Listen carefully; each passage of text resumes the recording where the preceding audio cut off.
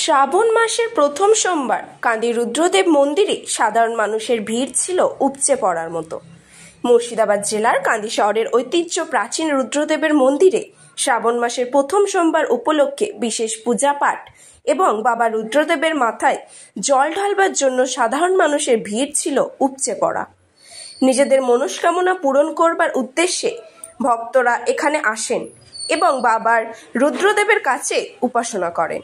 অপ্রতিকার ঘটনা এড়াতে মোতায়েন ছিল কান্দি থানার পুলিশ। MB রফিকের report, RAnews.in।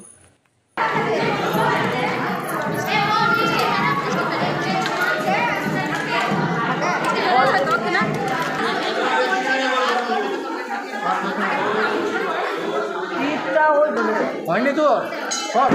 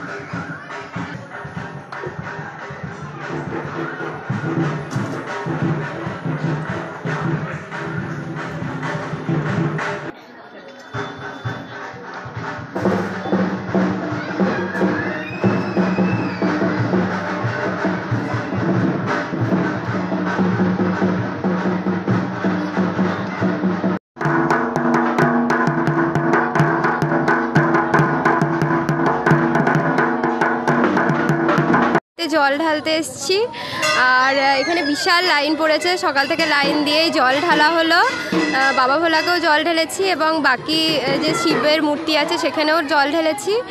আর জল ঢালার পর এইবার একটু বসে আছি, তারপর বাড়ি গিয়ে প্রসাদ খাবো। হ্যাঁ, প্রতি বছরই আসা হয়। প্রার্থনা তো নিজের মনেই রাখতে হয়, কাউকে জানাতে নেই, তো সেটা পূর্ণ হবে না, তাই ওটা আর জানাচ্ছি না। সুদেশনা সাহা, আমার বাড়ি রূপপুরে।